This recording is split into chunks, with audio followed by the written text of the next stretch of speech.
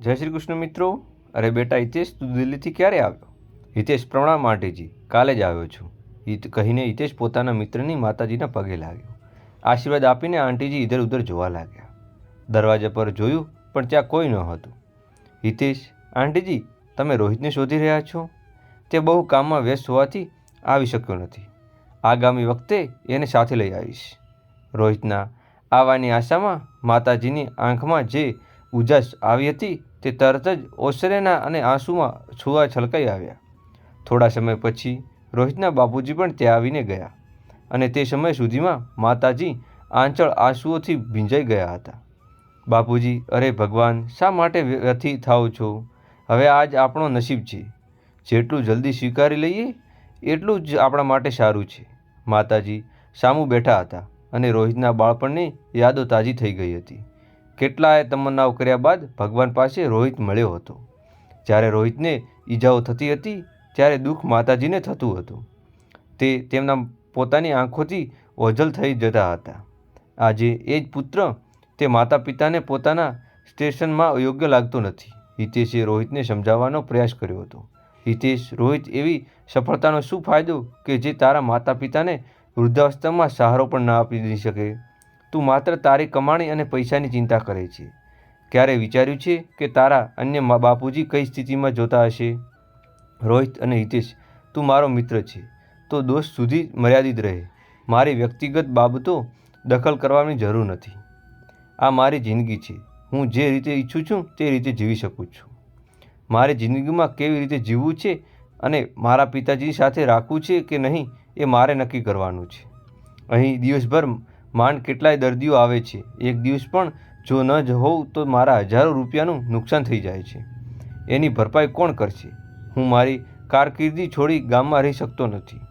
ગામમાં રાખવા જેવું શું છે? જ્યારે અન્ય બાપુજી અહીં રહેવા માટે કહું છું ત્યારે તે આગ્રહ કરે છે કે ગામ છોડવાનું નથી.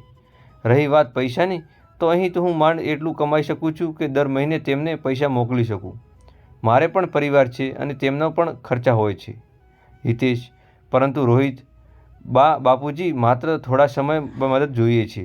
શું આ બહુ મોટી માંગણી છે? તારા માતા પિતા અને પુત્રની મળવા માટે તેઓ તરસી રહ્યા છે. તેને મળવા આખું વર્ષ થઈ ગયું છે. હિતેશ કહેતો રહ્યો પણ રોહિતે તેની વાતમાં રસ ન રાખ્યો. રોહિત પોતાના માતા પિતાનું એકમાત્ર સંતાન જ હતો. દરેક કામ શ્રદ્ધા અને પરિશ્રમથી કરતો હતો. બાપુજી પૂરા વિશ્વાસ હતો કે તે પુત્ર મોટો થઈને તેમની સેવા કરશે અને તેમના કાર્ય સંભાળશે. બાપુજીએ રોહિતને કહ્યું કે તું પશુઓનો ડૉક્ટર બોલાવી લાવ. ડૉક્ટર આવ્યો ત્યારે તેણે સારવાર માટે ઘણા પૈસા માંગ્યા. રોહિતે જોયું કે ગામના લોકો ડૉક્ટરને બહુ આદર આપી રહ્યા છે અને તેને નમસ્તે કરી રહ્યા છે. એ જોઈને રોહિતે વિચાર્યું કે એ જો પશુઓનો ડૉક્ટર આટલો સન્માન મળે છે તો માણસોના સારવાર કરનારા ડૉક્ટરને તો વધુ જ ઇજ્જત મળતી હશે. તે રોહિત દિવસે નક્કી કરી દીધું હતું કે ડૉક્ટર બનશે અને પ્રવેશ પરીક્ષા માટે તૈયાર શરૂ કરી દીધી હતી. અમ્મા નહોતી ઈચ્છતી કે રોહિત ડૉક્ટર બને, કારણ કે તેમને ડર હતો કે રોહિત ડૉક્ટર બન્યા પછી શહેર જઈને તેની સાથે દૂર જઈ જશે. પરંતુ રોહિત તેની જુસ્સામાં હતો. તેણે બાપુજીને કહ્યું કે તે ડૉક્ટર બનીને ગામવાસીઓની સેવા કરવા માંગે છે. બાપુજી માની ગયા અને રોહિતને શહેર જઈને અભ્યાસ શરૂ કર્યો હતો. ડૉક્ટર બનવા માટે પૈસાની જરૂર હતી તો બાપુજીએ કેટલાય પૈસા રાખવા ન હતા. તેમણે તેમની દુકાન ગીરવી રાખી અને રોહિત દર મહિને પૈસા મોકલવા લાગ્યો. અમ્મા દુકાન ગીરવી રાખેલું યોગ્ય નથી માનતી, કારણ કે તેમને લાગ્યું કે દુકાન પાછી મેળવી મુશ્કેલ થશે. પરંતુ રોહિતે કહ્યું કે ડૉક્ટર બનીને તે એટલા પૈસા કમાશે કે તેમની માતા પિતા રાજા જેવી જિંદગી જીવી શકશે. થોડા વર્ષો પછી રોહિત ડૉક્ટર બની ગયો અને એક મોટો હોસ્પિટલ તેની નોકરી લાગી ગઈ હતી. બાપુજીએ ઈચ્છા વ્યક્ત કરી કે રોહિતના લગ્ન ગામની છોકરી સાથે થાય, પરંતુ રોહિતે કહ્યું કે તેણે પહેલી એક ડૉક્ટર છોકરી પસંદ કરી છે જે તેની સાથે જ કામ કરે છે. રોહિતના લગ્ન પ્રિયા સાથે થયા. પ્રિયા પણ ગામથી આગળ વસતી હતી. તેણે ઈચ્છ્યું નહીં કે બાપુજી અને અમ્મા તેના ઘરે રહેવા આવે.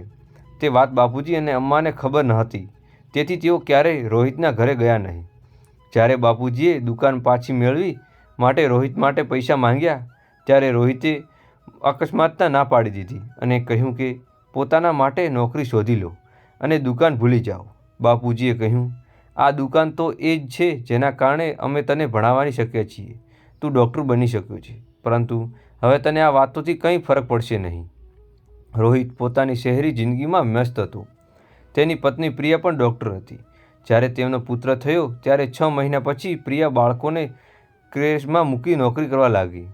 અમ્મા ઈચ્છતી હતી કે પ્રિયા પોતાના બાળકો પોતે સંભાળીને મોટા કરે, પરંતુ પ્રિયાએ કહી દીધું કે તે પોતાના બાળકોને ગામડિયાઓ સાથે નહીં છોડે. શું તમને આ અનુવાદ વધુ સરળ ભાષા જોઈએ છે?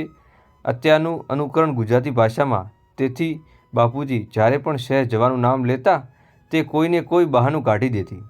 ગામમાં અમ્મા વિચારવા લાગી કે રોહિતનો દીકરો ધીરજ હવે મોટો થઈ ગયો હશે, ચાલવા લાગ્યો હશે. કેટલા મહિનાઓ થયા અને તેની શકલ પણ જોઈ નથી. બાપુજી ગહન વિચારોમાં ડૂબી ગયા. તેઓએ કહ્યું, અમે વિચાર્યું હતું કે રોહિત અહીં જ ગામમાં રહે છે, ડૉક્ટર બનશે અને અમારી સાથે રહેશે. અમારા આંગણામાં તેની સંતાનો કિલકારીઓ લગાવશે, પણ ઘરનું આંગણું હવે સુનસાન પડ્યું છે. બાપુજીએ આગળ કહ્યું, જો રોહિત અહીં હોત તો આખું ઘર ખુશીઓથી ભરાઈ ગયું હોત. તેઓએ પોતાની દુકાન પણ બંધ કરી દીધી હતી. હવે આ હાથમાં પણ કેટલી શક્તિ નથી કે અમારું કંઈ કામ ચાલી શકે.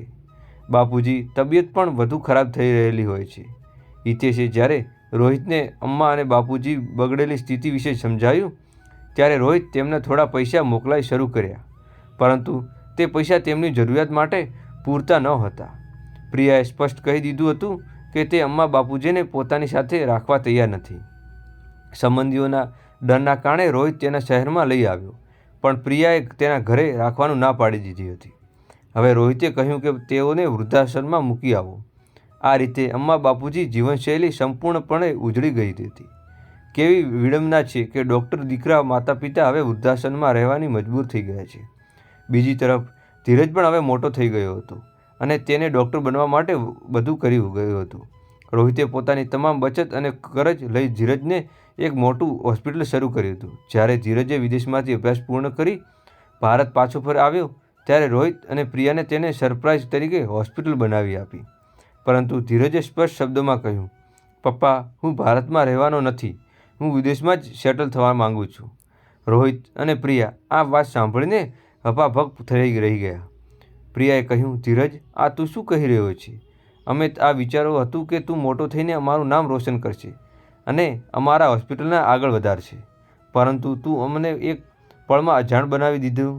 આપણો દેશ શું કમી છે? અહીં તમારા આધુનિક સુવિધાઓ છે. ધીરજે જવાબ આપ્યો, માં, હું વિદેશમાં એક છોકરી સાથે પ્રેમમાં છું અને હું તેની સાથે લગ્ન કરવાનો નિર્ણય કરી લીધો છે. હવે આ નિર્ણય કોઈ બદલી શકતો નથી. મારી ફ્લાઇટ આવતીકાલે છે અને મને આવતીકાલે જવું છે. ધીરજની વાત સાંભળીને રોહિત અને પ્રિયા ચકસી થઈ ગયા હતા. તેમણે પોતાના કાન પર વિશ્વાસ ન ચાલતો હતો. રોહિત બોલ્યો, ધીરજ, તને સેટલ કરવા માટે અમે કેટલા મોટો કરજ લીધો, આખું જિંદગી બચત અમારા સપનાઓ સાકાર કરવા માટે ખર્ચી નાખી હતી, અને હવે તું જ અમને છોડીને જઈ રહ્યો છે. આ કથાનો અંત અહીં થાય છે, પણ વાર્તાનો એક મોટો પાઠ આપે છે કે પોતાના સંબંધોની કિંમત ક્યારેય ભૂલવી ના જોઈએ. આ ભાષાંતરમાં લાહવો ગમ્યો હોય તો મારી ચેનલને લાઇક કરીને સબસ્ક્રાઈબ કરવાનું ભૂલશો નહીં. અહીં આ વાર્તા ગુજરાતીમાં અનુવાદ કરવામાં આવી છે. શું અમારી પરિવેશમાં કોઈ કમી રહી ગઈ છે કે તું અમને આવા દિવસો બતાવ્યા? પ્રિયાના હાથ પગ સૂન થઈ ગયા હતા. તે બોલી, મારે તારા વગર જીવન જીવવું અશક્ય છે બેટા. ધીરજ બોલ્યો, મમ્મી, તમે તો શરૂઆતથી જ મારા વગર રહી રહ્યા છો. જ્યારે મને તમારી સૌથી વધુ જરૂર હતી ત્યારે તમે મને ક્રેશમાં મૂકી દીધો હતો. તે સમયે પપ્પા તો સમય જ નહોતો અને તમારે પણ નહીં. દાદા પાસે હોત તો જવા પણ દીધો નહીં. જો મારે વિના તમારું મન નથી લાગતું તો તમે મને વૃદ્ધાશ્રમમાં જઈ શકો છો. દાદી ત્યાં જ રહે છે તો તમે પણ શા માટે નહીં? આ સાંભળીને પ્રિયા પણ પગ નીચે જમી સરકી ગઈ. તેણે એવું અનુભવ્યું કે ધીરજની રૂપમાં તેના પોતાના કરમ જ પોતાની સામે આવી ગયા છે. તે વિચારોમાં ડૂબી ગઈ અને કશું બોલી નહીં. તે ચૂપચાપ પોતાના રૂમમાં જતી રહી. રોહિત પણ આ જ કામને લઈને ખૂબ આઘાત લાગ્યો હતો. તે પોતાના મિત્ર હિતેશને યાદ આવી. તે હંમેશા તેના કર્તવ્યને યાદ કરાવતો હતો, પરંતુ રોહિત તેના શબ્દો ક્યારેય નહીં માન્યા. થોડી વારમાં પ્રિયા અને રોહિત નક્કી કર્યું કે તેઓ વૃદ્ધાશ્રમમાં જશે. બીજા દિવસે જ્યારે તેઓ વૃદ્ધાશ્રમમાં પહોંચ્યા ત્યારે તેમને જોઈને અમ્મા અને બાપુજીની આંખોમાં પ્રસન્નતાનો ચમકારો આવી ગયો. અમ્મા ખુશ હતી કે તેઓ વહુ તેમને મળવા આવી છે. બાપુજીનો પ્રેમભર્યો વલણ જોઈને પ્રિયા ખૂબ જ શરમાઈ ગઈ હતી. તે વિચારવા લાગી, અમે અમ્મા અને બાપુજી સાથે કેટલું મોટું અન્યાય કર્યું છે અને તેમ છતાં તેઓ હજુ પણ અમારું આટલું પ્રેમભર્યું સ્વાગત કરે છે. પ્રિયા મનોમન વિચારવા લાગી કે માફી માંગવી જોઈએ, પણ કઈ રીતે? અચાનક તે અને રોહિત બંને અમ્મા બાપુજીના પગે પડી ગયા. માફ કરજો અમને, અમ્મા બાપુજી, અમે અમારા મોટા દોષી છીએ. અત્યાર સુધી ક્યારેય તમારા વિચાર્યું નહીં, પરંતુ આજે જ્યારે અમારું જીવન આ જ રીતે સ્થિરમાં આવી ગયું છે, ત્યારે આપણે તમારા દુઃખ સમજી શક્યા છીએ. અમ્મા અને બાપુજી કમજોર હાલત જોઈ રોહિત અને પ્રિયાને પોતાના પર ખૂબ ગુસ્સો આવ્યો. રોહિત બોલ્યો, બાપુજી, હવે તમે અને અમ્મા અમારા સાથે જ રહેશો. તમારે હવે બધું સહન કરવાની જરૂર નથી. પ્રિયા અને રોહિત બંને અમ્મા અને બાપુજીને ઘરે લઈ આવ્યા. ઘેર પહોંચ્યા તેઓ જોયું કે ધીરજ સામે ઊભો હતો. જેને જોઈને પ્રિયા અને રોહિત ચહેરા પર સ્મિત ફાટી નીકળ્યું. પ્રિયા આશ્ચર્ય પ્રમાણે થઈ ગઈ, પૂછે છે, બેટા, તારી તો આજે ફ્લાઇટ હતી ને? ધીરજ બોલ્યો, મમ્મી, પપ્પા, મેં તમને ખોટું કહ્યું હતું. મારે કોઈ ફ્લાઇટ નહોતી. હું મારા દેશમાં જ રહેવાનું માંગુ છું અને અમારા બધા સાથે અહીં જીવન વિતાવું છું. મારે પહેલેથી જ ખબર હતી કે તમે દાદા દાદીને વૃદ્ધાશ્રમમાં મૂક્યા છે. હિતેશ અંકલે તમારી વાત ત્યાં સાંભળી હતી. આ સાંભળીને પ્રિયા અને રોહિત આંખોમાં આંસુ આવી ગયા. બંનેને ધીરજને ગળે લગાવ્યો અને આખો પરિવાર ફરી એક સાથે બની ગયો હતો. કોઈ ફેરફાર કે કોઈ સંક્ષિપ્ત કરવું હોય તો તમે જણાવી શકો છો. અંકલની વાત સાંભળીને તેમણે આવીને તમામ વાતો જણાવી. જ્યારે મને ખબર પડી કે મારા દાદા દાદી વૃદ્ધાશ્રમમાં રહે છે, ત્યારે મારી આ દુઃખીને ભરાઈ ગઈ હતી. હું બાળપણથી જ પ્રેમ માટે તરસી રહ્યો હતો અને દાદા દાદી તેમના બાળકો સાથે રહેવા માંગતા હતા. હું જાણતો હતો કે તમે બે મારા સમજશો નહીં, એટલે મેં આ નાટક કર્યું હતું. સમજી શકો કે મા અને બાળક વગર વિના શું હાલત હોય છે. હું ઘણા વર્ષોથી મારા દાદા દાદીથી તરસ્યો રહ્યો છું, વહાલથી તરસ્યો છું. મારી પુરાણી ઈચ્છાઓ પૂરી થવા જઈ રહી છે. હવે હું મારા મમ્મી પપ્પા અને દાદા દાદી સાથે પ્રેમથી રહીશ. પોતાની વાતો સાંભળીને અમ્મા અને બાપુજી પહેલાં સમજતા નહોતા, પરંતુ પ્રિયા અને રોહિત ચહેરો આજે ગર્વથી ભરાઈ સ્મિત થઈ જતી હતી. આજે ધીરજને પોતાના દાદા દાદીનો પ્રેમ મળ્યો અને અમ્મા બાપુજીને પોતાના પરિવાર મળ્યો, જેના સાથે તેઓ હંમેશા રહેવા માંગતા અને સ્વપ્ન જોતા હતા. મિત્રો, માં તમને હજારોથી વધુ તકલીફો સહન કરીને પણ તમારા બાળકોનું મોટું બનાવવા છો. જીવનભર તમારા બાળકોને દિલથી લંગાવીને કરી તેમની મુશ્કેલીઓ સાથે જોડી રહીને તેને પહોંચી વળો છો. એવામાં તમે તમારા બધા સપનાઓ, ખુશીઓ ત્યાગી દેતા હો છો અને તમારા બાળકો ખુશી માટે જ જીતા હોય છો. મા બાપનું સ્વપ્ન હોય છે કે તેમના બાળકો મોટો થઈને પોતાના પગ ઊભો થાય, સારા પૈસા કમાય અને એક દિવસ મોટું માણસ બનીને વૃદ્ધાશ્રમમાં મા બાપને, પરંતુ બાળકોને વૃદ્ધાશ્રમમાં તેમના મા બાપ સાથે અનાથ છોડી દે છે. સાચું તો એ છે કે મા તમારું પરિવાર દીકરા, બહુ અને તેમના બાળકો સાથે જ મળીને બને છે. ફક્ત પૈસાની ઘટણી પુરાવા કરવી એ પૂરતું નથી, પરંતુ તમારા મા બાપ સાથે હંમેશા રહેવું એ વાત છે. તમને આનંદ આપે છે કે તમારો ચહેરો ઝલક બનીને દેખાય. તમને આ વાર્તા કેવી લાગી? લાઈક કરી, કોમેન્ટ કરી અને અમારી ચેનલને સબસ્ક્રાઈબ કરવાનું ભૂલશો નહીં. અને કોમેન્ટ બોક્સમાં જય શ્રી રામ લખવાનું ભૂલશો નહીં. ફરી મળશું નવી કહાની સાથે. ધન્યવાદ. જય શ્રી રામ.